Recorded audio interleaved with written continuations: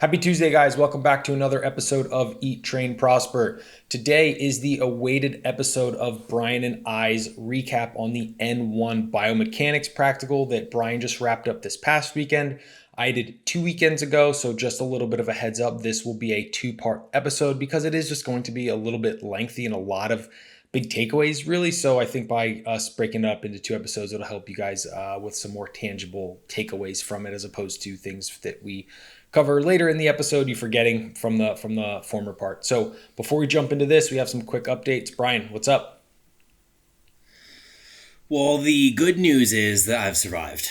I am alive. I'm here. I showed up, and it only had 7 workouts over 4 days to put me in this position where I actually needed 2 days off of training.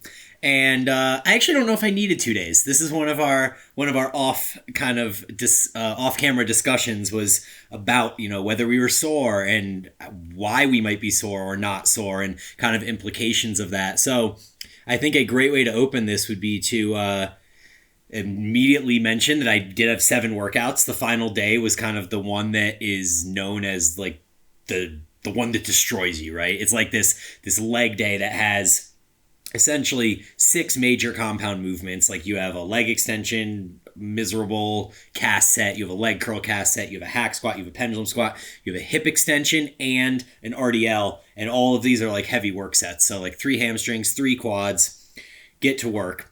The one thing I was really excited about with that day is that it's only one workout.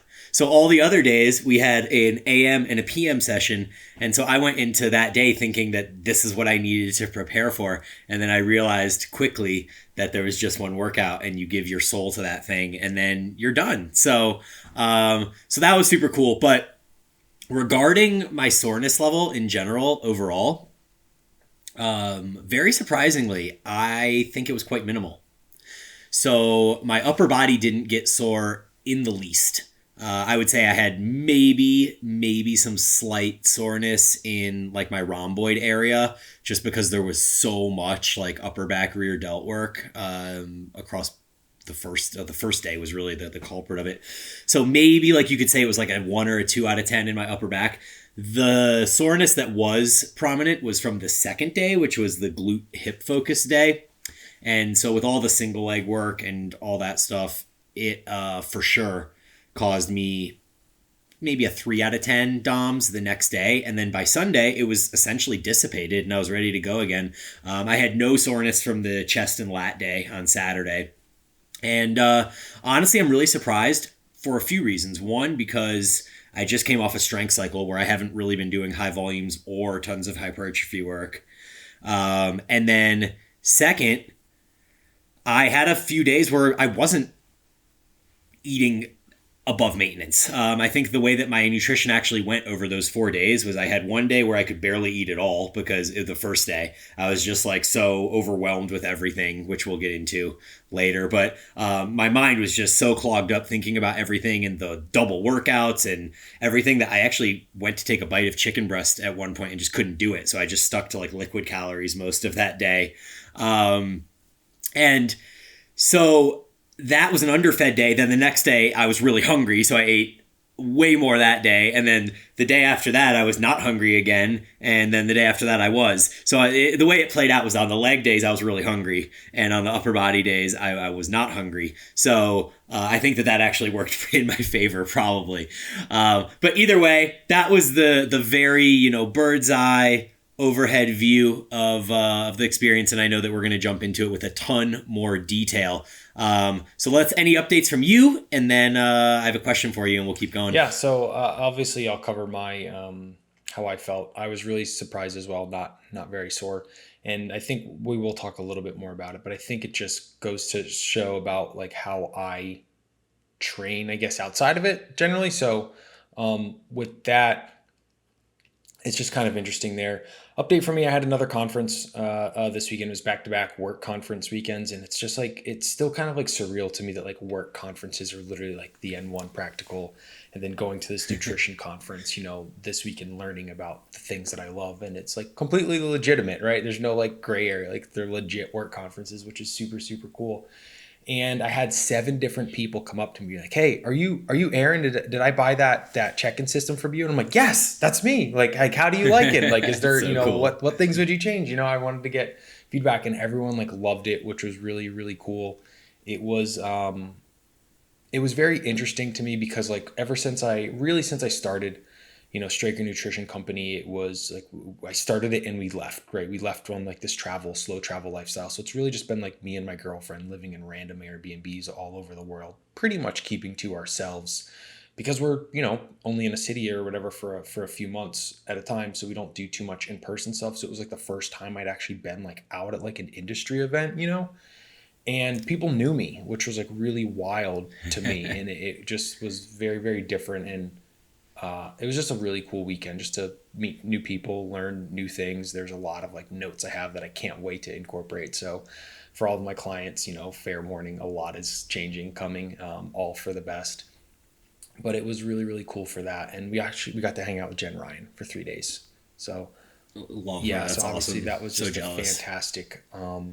fantastic time to hang out with her. And I told her like we need to get you on the podcast. So eventually in the new year Yes, she will for definitely sure. come on. But it was just a very very cool weekend for me, and I was just two very very really awesome weekends here in December, just learning and just having fun and enjoying what I do, and I'm just very grateful, I guess. So that is my update this week.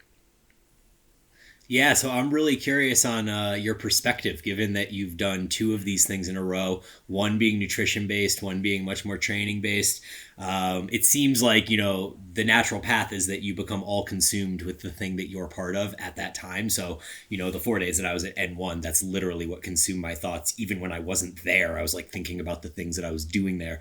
So, um, specific to N1, how has your perspective changed, from being 2 days out last week on the podcast versus now 10 days out or whatever it is? And then do you feel like your brain is trying to fit in like all of these things? Like you have this NCI thing that is most recent in your brain, but then you also have this really profound experience you had 10 days earlier at this other conference. Like how do you kind of jumble that up and make sense of it in your I brain? compartmentalize, I believe. I think the N1 stuff, especially because it's I would say I don't have as firm grasp on it. It will be mostly experimental with myself before I really start incorporating more of that into client stuff. Some of the basics Mm-hmm. of programming, right? Like one of the examples that I will take away almost immediately is like the ratio of lengthened overload versus shortened overload for the goal of hypertrophy, right? So the goal is hypertrophy in a program. You probably want more lengthened overload type volume than Mm-hmm. shortened.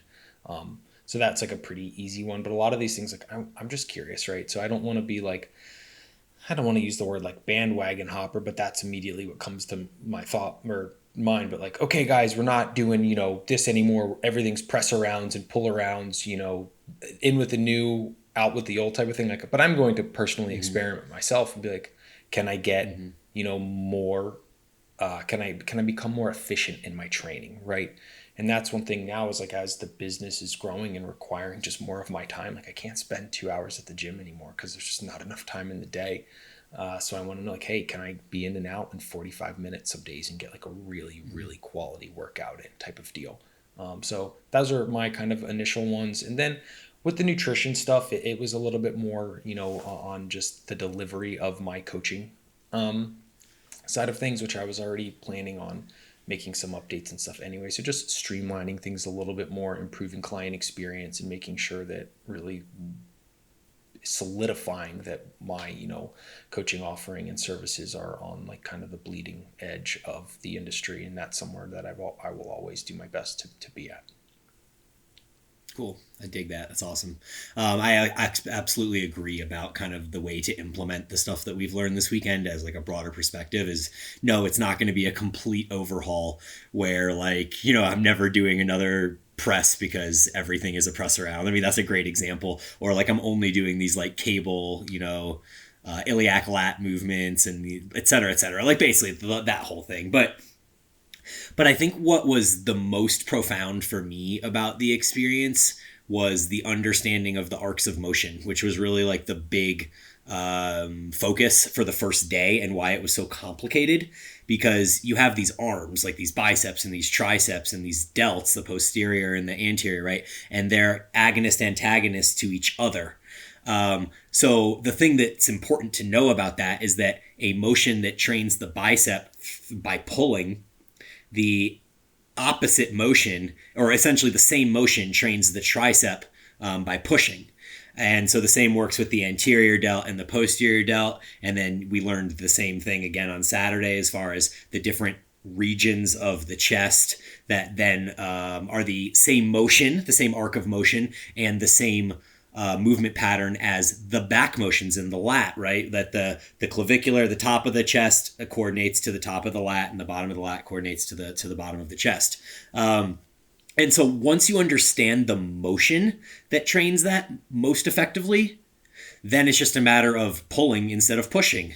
And now you have the motion that trains the back movement most effectively, literally following the same arm path that you would for the press. So like as an overriding precedent of things that just were like, wow, in my brain, understanding those arcs of motion made all of those movements make so much more sense to me. Like trying to follow Kasim and N1 stuff online on Instagram, like free content, you almost can't, you don't understand that. You see him doing a one arm pull down, and you don't understand that there's actually an adduction quality to it, that the arm's coming across the body.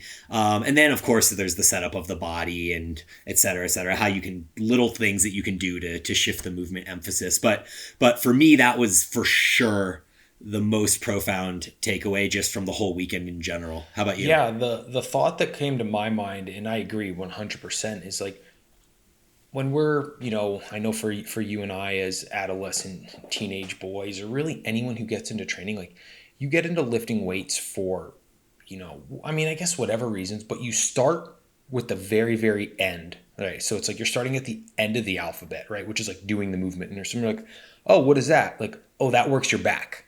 And you're like, oh, okay. So you just identify like a movement with something on your body, but you don't understand like really anything else about it. And with the whole process of N1 is you are starting at the front of the alphabet and be like, this is your humerus. It attaches to your, spine, or sorry, it doesn't attach to your spine, but like there is a, yeah, scapula. And this is that muscle, right? And it moves in this arc. So when your arm moves in this kind of pattern, you train this. And you're like, oh, that's interesting. I never knew that like my lat attached to my humerus there. But then like when you think about it, it makes perfect sense because your arm moves back at that. But unless you've, went into like, unless you have like human anatomy courses in college or whatever, like you just never think about these things because you don't think that it actually matters.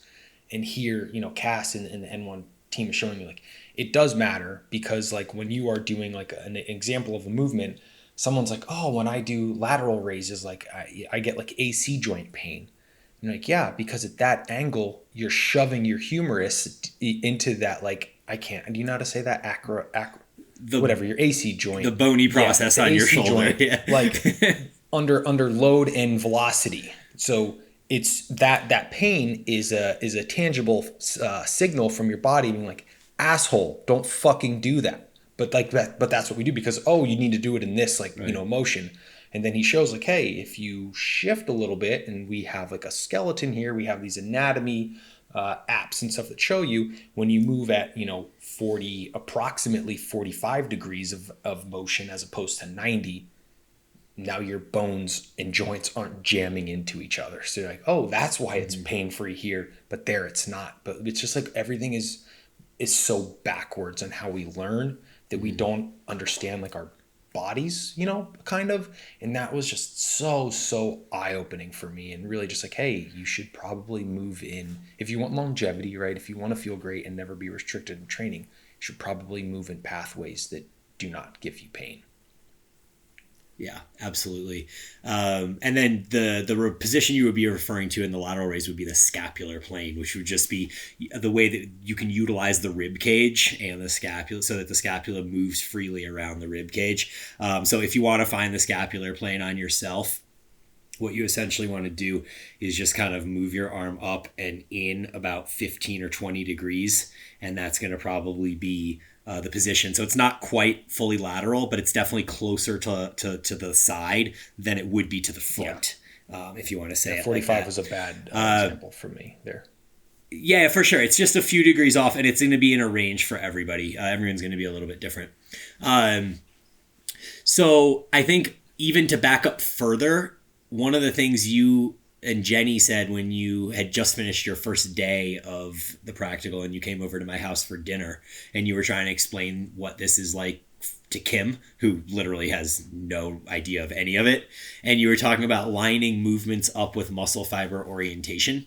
And so I think that that's a really cool visual, and it actually kind of helped her understand it. So kind of for the listener, the idea would be that like if we're using the pecs, the clavicular head, which attaches to the clavicle, kind of has these fibers that run upwards along the clavicle. And the sternal head, or the sternal compartment, which attaches to the sternum, is the middle range of the pec, kind of what you would think about would train with like a flat press. And those kind of come along the body more horizontal. And then you have the costal fibers that attach to the ribs down at the bottom, and they come down kind of at this angle. So that's why when you see people do things that are for upper chest, you see them press up, and you see people do like a flat press and they say it's for the middle fibers because you're pressing kind of along that range. And then the bottom fibers, you're usually pressing down, like assuming you were doing like a cable crossover, like a typical movement that people understand. The one where the cables come from high to low is going to be the bottom fibers, and the one where the cables come from low to high would be the top fibers. So when you can actually see that on the anatomy chart and stuff and see the fibers in the muscle, you kind of get that sense. And then, you can also even see like, why am I stronger at like costal pressing than I am at clavicular pressing? And you can see that the clavicular fibers are like a third the size of the fibers in the costal region, which are significantly larger than the ones even in the sternal region. So of course those muscles are going to be stronger. So I think that all of that's really important, and that it applies to all of the muscle groups that we talk about, whether it's like the front delts, which antagonist is the rear delts. Those fibers all kind of go in different directions, which is why like something like a wide grip pull down would train one part of a rear delt versus like a different style of pull down that's more narrow would potentially train a different part of the rear delt. So these are the things that we learned, and then which movements are going to best train those areas based on elbow path and all these other things, lining that movement pattern up with the fiber path of the muscle, right? Yeah, and for me with that, there were so many like just explosion moments in my mind. I'm like, oh my God, it's so simple, but it's still very, very complicated. But like the basic of it is very, very simple and makes sense. So with like the kind of going like, how did you feel with the combination between the education part of it and then like the training part of it? Because that's something that I thought was done like really, really well, where it made sense like in that flow of just how the day laid out, because I feel like I definitely needed so much of the education part of it first before we transitioned into the movement. Yeah, absolutely. It was set up beautifully. So for the listener, kind of the general structure of the day was that we would come in, and the first 2 hours or so would be anatomy and understanding the body parts that you're going to train that day. Literally spending 2 hours on those body parts. And in the second hour there, we would go over to the skeleton and kind of manipulate his body and see the bands that represent the musculature and the tendons and stuff like that, and be able to kind of see the paths of motion of where things should move. And then even after that, so first you have to sit down where you learn the anatomy, then you look at the skeleton, then they take you around and demo every single movement that you're going to do in the workout that day. And in the demo of the movement, again, you get to A, ask questions, but B, you get to see like the way the body is positioned, the way the arm travels in relation to the torso, all of these different things. And you see all of that implemented over like a 30 or 40 minute period. And then while it's still super fresh in your mind, then you go ahead and you actually do the workout. And then that's essentially the morning portion of the plan until lunchtime. And then in the afternoon, there's another hour and a half, 2 hours of kind of anatomy and stuff on. There's like a review of the first part, and then there's a kind of an introduction of a second area of the same part of the body, right? So like an example that would be like the first day we had delts and arms, but the first session in the morning had like a certain variation of movements, and then in the afternoon they changed up the movements, and you did kind of a different orientation of them, so to speak. Yeah, the one thing that I thought was super, super helpful and that I was very, very happy about was just the total amount of like questions, right? Like Cass would sit there and be like, we wouldn't leave until he answered like every single person's questions, and he'd be like, okay, there's no more questions, I guess. Like, okay, we can be done for the day type of thing. But everything was answered like super, super in depth and just like plenty of time to just like, hey, any and all questions you have, like, let's make sure everyone understands like to the best of their ability. There's a large part of me that kind of wished I was in a group like yours, because one of the pervasive messages that Cass kept saying in our group was that nobody talks and that we're dead.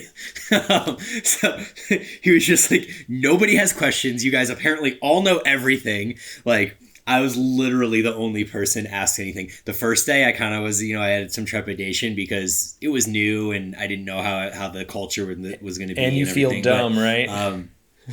Right. Yeah. So then in days 2, 3, and 4, I was like, well, if no one's going to ask anything, like, I'm going to ask questions, So I had like this long list. And I think every day I got like 4 to 8 questions in because literally nobody else asked any. And so the last day he was like, this is your last chance to ask me questions, like, anything on your chest, and I had like 3 programming questions and one other guy had 1 question, but we were out of there on the last day by like 3:00. Oh, wow. Because nobody had any questions. I guess I had a pretty good group. Everyone was asking like some pretty insightful questions and stuff, which was pretty cool. I feel like I could have learned a lot more. But it's all good. Like, my group was cool. It was actually really nice because we only had 10 people in our group. And I think yours was 15. Yeah, I think it probably had like 15 to 17. I never really counted it, but yeah. So there was a lot more there. But one of the cool things that happened this weekend was Alberto Nunez came down on Saturday and did the chest and lat day with me. And that was super cool because I got to hang out with Berto for like an entire day and talk about training and, just continue to kind of develop these relationships, which is awesome. Like, it's just so rad to be able to have these people so close. And we were able to help each other out and give each other some good tips. And then he was supposed to come back on Sunday and do leg day, but I think he couldn't hang. He couldn't do it. His old body couldn't handle it. Actually, that really wasn't what it was. I think he had something going on, but I like to joke about it. What are, like, moving along here, like, what are some of the biggest takeaways you would say you have for it? So maybe like let's start with like from a conceptual standpoint, and then we'll move more into specifics. Yeah, so the arcs of motion was for sure the big, like, profound one, and kind of how that impacts all movement, right? And along the lines of that, there's a few notes that I made about other things that I thought were pretty interesting and noteworthy. So one of them is how turning of the hips in a lot of these single arm movements can change everything.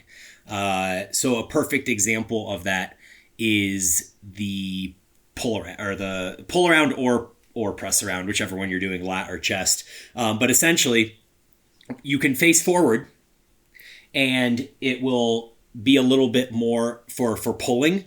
If you face forward, it would be a little more short overloaded. But for pushing, if you face forward, it's a little bit more lengthened overloaded, and vice versa. So if you kind of twist into it when you're pressing, you're going to get more short overload. And if you kind of twist into it when you're pulling, you're going to get more lengthened overload. And the coolest thing about that is that you can then actually go, if you want to, within the context of programming, you could go beyond failure, right? So you could theoretically take one of these movements to concentric failure in the short position, and then you could straighten your body up, continue doing presses with your shoulders forward, and now you're going to accentuate a little bit more of the lengthened position. And so I did this, and I hit failure at 8, 9, 10 reps, whatever it was, on the press around. and then I turned my hips, faced my shoulders forward, and got 3 more reps. So that's really cool that you can kind of manipulate your body position and change the impact of the movement. How about you? To kind of piggyback on what you're saying, and you said this a little bit earlier in the episode, and I really just want to drive it home. Like, for any movement, there is an antagonist movement that is going to train your, the muscle on the opposite end of, or on the opposite side of your body. And I mean, I should be a little bit trepidatious. Is that a word? Whatever. Yeah, it In is. that statement, because I'm sure there is some context where it doesn't hold up, but like the example is like, okay, if I'm doing like a vertical push for like this division of my chest, there's like that same exact motion by just attaching the weight in front of me instead of behind me is going to train like the antagonist muscle to that. And it just helps you conceptualize to think about things a little bit more specifically. But it's like, it's one of those things like that's a very simple concept, right? But I had never heard it before, and I've been lifting weights for damn near 20 years. And it's just like, it was never talked about in anything that I had ever, found myself in, I suppose. So just like understanding like body awareness and just simple movement patterns will allow you to like, one, choose exercises based on the equipment limitations you might have, right? Just by understanding like some basic movement patterns and stuff like that really allows you to be a lot more creative and broaden the types of movement and exercises and training you can do in limited, equipment situations just by understanding these principles. And that was like a massive, like, concept overload for my brain from that weekend. Yeah, for sure, for sure. The agonist antagonist relationship is huge, and it definitely, while it isn't going to have like an immediate impact on me being like, I'm gonna completely shift the way I train as a result of this. I think that knowledge kind of just being in your brain, floating around there, it will have kind of these subconscious impacts on the way that you program and just think about training in general. Definitely. Yeah, for sure. So I have a bunch of things that I thought were really interesting on like the programming side, and less like kind of conceptually. But there are a few things that I think are, cool to discuss. So like for me, as the way my structure is, Cass noted that when I'm doing a flat dumbbell press, that it's essentially an incline press for me. Because when my dumbbells finish, they're finishing up over my clavicle, over my neckline instead of finishing over the chest, just based on like my scapular structure and the way that I'm built. So essentially, he was saying if I want to train primarily my sternal fibers, I would need to go to a decline, Like a decline slight bench. decline. And he said when I train flat, I'm actually training incline. And so when they did the anterior delt press on the first day, like every video I've ever seen of that being done, the bench is probably like 60 to 70 degrees. Like it's definitely not straight up like a normal overhead press, but it's for sure more than 45 degrees. So they set me up on probably like a 35 or 40 degree incline. And they were like, this is your anterior delt press. So I was doing that shit with like the weight that I usually use for incline dumbbell presses. And what I realized is that I essentially have been doing incline dumbbell presses as a delt exercise, even though I've been thinking they were a chest exercise. Based on the way that I execute it, where like kind of my elbows pop out a little more and I go into a little pronation, and then the fact that the top position of the movement ends up finishing like over my head, like over my face when I incline press. So I never really like realized that, but it was so wild for me to learn that. And on top of that, it's wild that I actually incline press more than I flat press. Like my chest must be really weak because I'm really bad at flat dumbbell pressing, which would be like my incline press or whatever.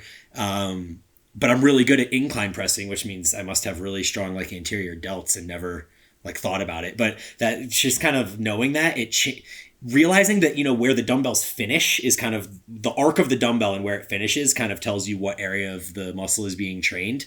I thought that was really interesting because we all know there's no tension at the top of a dumbbell press anyway. Like it doesn't really matter where the dumbbells finish. You can essentially support them on your structure, like on your joints. Your muscles aren't being taxed at the top of the movement, but you can use that arc of motion in the path that the dumbbells take to kind of determine which part of your structure is receiving the most One of the stimulus. big takeaways for me with continuing with what you're saying is when finishing like dumbbell pressing movements, bringing the cue of bringing the elbows together instead of like touching the dumbbells at the top, because you can really like just angle them in or use your like but like trying to squeeze your elbows in towards each other, like that gets you like that chest contraction and like Yeah. Inner bicep yeah, to yeah. chest. And I was like, man, that's brilliant. That was like so good. That was like a really, really good one for me. Yeah. And it actually like makes it a lot harder, which of course I love because as I try to move further and further away from things that my ego gets involved in, I have these numbers in my head like I used to incline press 110s for 8, And like now I'm like, "Oh, well, I suck at flat pressing and flat pressing is actually a chest exercise for me based on these criteria. So it's cool that I'm using the 85s or the 95s or whatever it is as I kind of like get comfortable with that motor pattern and then finishing the rep above the chest. So like if I can set myself up in a manner where instead of finishing above my face where everything is just stacked and it can just rest, I'm finishing in a position where there's still some tension on the chest, meaning I can't just hang out there. And kind of to that point, Cass said that for me, maybe the best way for me to do dumbbell presses in general across all types of dumbbell presses is just not to fully lock out at the top because of the way my structure is that at the top I'm almost going to always be using delts unless I'm in a decline. So he's like, you could just come up like, 3/4 of the way and then return back down, which just sounds like an awful way to train, but I'm sure it's very painful, but also probably Yeah. effective. One last thing I'll add here before we move into some of our favorite exercises. One of the big takeaways for me is whenever someone would ask a question, and I would catch on to this throughout the weekend and then try and like change my question, but someone would ask me like, Cass, like, what's the best for this? And then he would immediately like break it down and be like, well, what's the goal? And he would like make them Right. realize like the fault in how they're asking the question. He's like, best is I mean, best it's not helpful because what is the context? What is the goal? What is the structure? What is the like what is the purpose of that specific session? And really just like made you think, and unravel the layers of the onion of like why are you here? Why are you performing this movement? And that could really dictate how you would take it or use it. And that was just like one of the many like really big eye-opening things is just getting very specific with why you are doing something.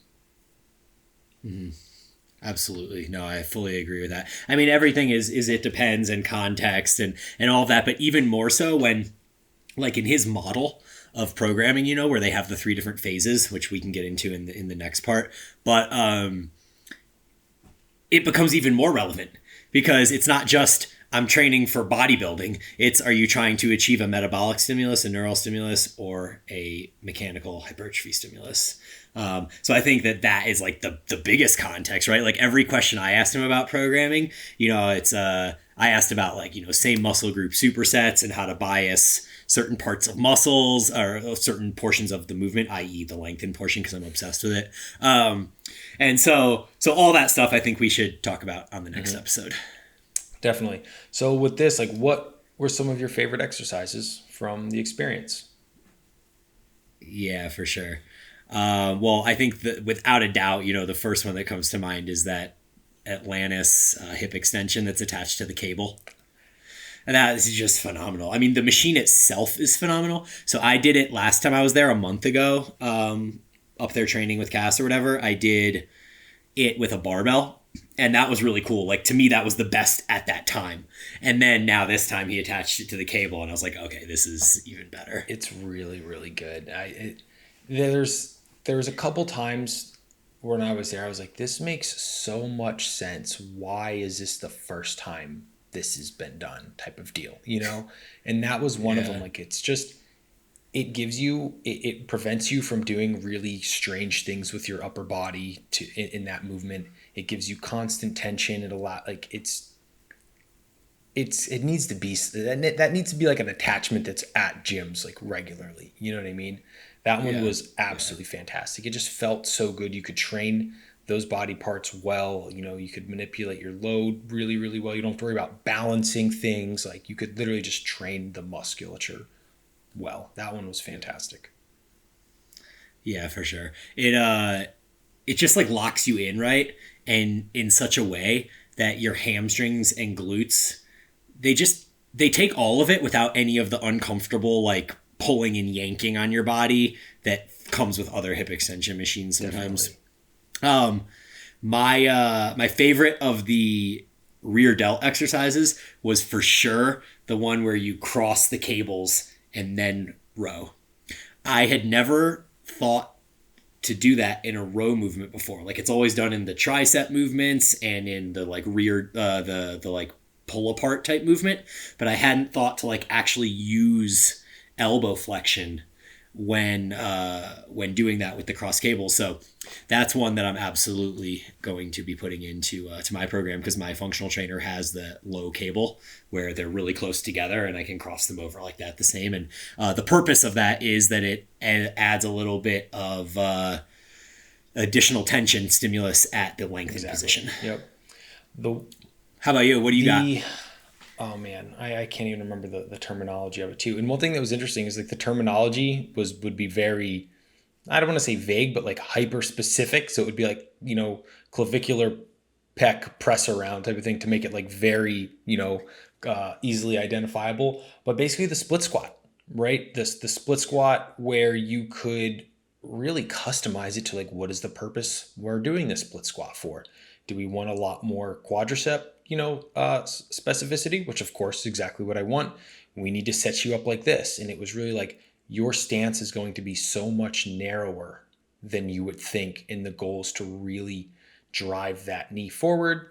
We were using a wedge to help facilitate that. And then to basically manipulate with, boxes and other wedge, whatever, to give you room to get your back leg out of the way. And that's something that's like always plagued me. It was like, I have really long femurs. I was like, my knee would hit the ground or something like that. And they're like, this is how we change that. And then, I'd never really loved split squats because it would end up being like kind of taxed my low back, or I would feel it more in like my glutes. And it was just like, I just never had enough, I guess maybe creativity or foresight to manipulate my environment to set it up for my structure. And that was like, I think I did like a set of 12 with just like 20-pound dumbbells in each hand after doing like a warm up, and my quads were like blown the fuck up. And I was like, holy shit, like these are like little, this is game changing things for me in terms of stimulus with just a little bit of creativity and understanding, proper Yep. proper mechanics setup. So what was your determined setup? So for the listener, essentially the idea, our challenge was to create, using blocks and wedges, to create the most optimal split squat that would, for your structure, bias the quads the most. So what was your setup? Both feet had wedges, so front wedge, back wedge, and both feet ended up being elevated as well. Mine was the exact Yeah, same. we're very Yeah. similar size. Because I had to, so I tried it with just the wedge in the front without the box, and my knee hit Same. the ground, and then we added two of those little boxes. Still had the back foot elevated with the wedge, and that just was just right. Like, my knee would almost touch the ground, but not quite get there. And that was really good. So that's actually how I used to do them. I had them in my cycle like a year ago, where I was doing them with the safety bar and I would be holding onto the rack for support. That. And that was how I had them, with the rear foot and the front foot elevated with the wedge. So I know, like, for me, split squats that are done properly for the quads are just, they're one of the best stimulus that I can get personally. Yeah. Especially because you and I both have that ankle dorsiflexion, so we can really get there. Yes, it's not an issue, like, really driving that. And then another one that I really liked that I will change moving forward now is when doing split squats, having your back foot, the balls of your feet down, instead of laying the top of your foot down, from a pure stability standpoint, because you're much more stable there. And then when you're more stable, you can increase load and obviously drive, more mechanical tension in that way. So, and then I would always learn, because like I would try to do it with the rear foot like that, But I would run out of space because like my rec fem would be super stretched. It would pull on my hip. It would twist my, body because the bench was too high. So it's really just like, you just have to be more creative and think outside the box instead of thinking, okay, I'm doing, rear foot elevated split squats. The picture has a person using a bench. I use a bench knowing that like that person might have, short femurs relative to their tibia length or vice versa. And really just understanding, kind of cornely here that we are all ends of one, and when you understand that you may have different lengths and mechanics than someone else slightly, you may need to change things and modify to better fit your structure in order to elicit the stimulus that you want to. Yeah, for sure. Totally agree. I actually think that with the split squat, I still prefer the foot flat when I'm doing a hip dominant split squat. Because I've tried it both ways, and I feel like there is for sure reason to use the ball of the foot up when you're trying to lengthen the rec fem in the back. But when you're lengthening the psoas in the back more, and you're getting like you're going for that hip flexion component, for whatever reason, for me, it feels still more comfortable with foot flat. So that is what it is. But that's, I guess, one of those things where I won't just like, arbitrarily start doing it that way because I was taught that. Like I still, make sure that it feels right for me type Definitely. thing.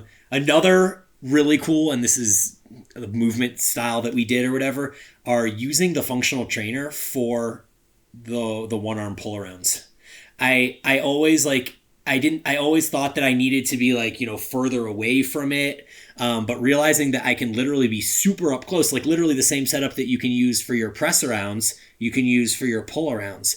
And so that also makes the programming and the stability much easier, because the further you walk away from the functional trainer, the more you have to use external objects to create stability, like benches and things like that. But when you're right in there, tucked inside tight to the functional trainer, and you just kind of brace with one hand and pull with the other, that stability is insane. And I don't feel like I got any like bad fatigue from those movements. I think I could do 100 sets of single arm pull arounds and like barely get sore, because they're just like, I don't know. They just don't feel like so demanding on me, at least systemically. But you can also feel that the muscular tissue is just being like tensed so hard in every rep. Like it's like cramping up in my lumbar lat when we're doing the lumbar lat pull around, right? Lumbar lat would be the one where it's about even with the body. So instead of the cable being up or the cable being down, the cable would be about even with the body, maybe slightly up. I would think slightly up, but definitely not like as high as the iliac lat one. That was my favorite one. I mean, it just like every rep I did, my elbow would come into my side and I would get like a cramp in my lat. So that was so cool. I'm going to be for sure incorporating Yeah, those in. so I've had a couple sessions since, and I always have started with those. And that's like one of the small takeaways to take. I'm like, okay, I'm going to start with some shortened overload movements, a little bit that I can work on practicing these things that I've learned. And after the first, I was like, oh wow, like my lats are actually like kind of sore. And I mean, it's a rarity. You and I have talked about that a lot. Like my back doesn't get sore, like unless my low back, right? Unless I fuck something up and I do too, Right, yeah, and I do deadlifts. too Yeah, much. yeah. Like the last time I was driving home from the gym, I did heavy RDLs, and then I finished with like 2 hard sets on the 45-degree hip extension. And I had just the lower back pump from hell. And I was like trying to get home so bad. And I was like, Jenny, you need to fucking push on my back. I'm like dying right now. So yeah, but with the lats, it's rare. So I'm just excited. I'm excited. I feel like I talked about this very briefly on the last episode, a whole new toolbox of things to just explore and play with and see. So just super, super excited. Anything you want to add from exercises on this one before we wrap it up? No, I have a bunch to talk about programming and the other topics for part 2, but let's save that and we'll come Cool. back So to next week, guys, we will have the follow-up part 2 to this conversation. I hope you guys get some sweet takeaways from this. If you have anything you want to share with Brian or myself, ping us on Instagram, and we will do our best to help you out. So thanks for listening.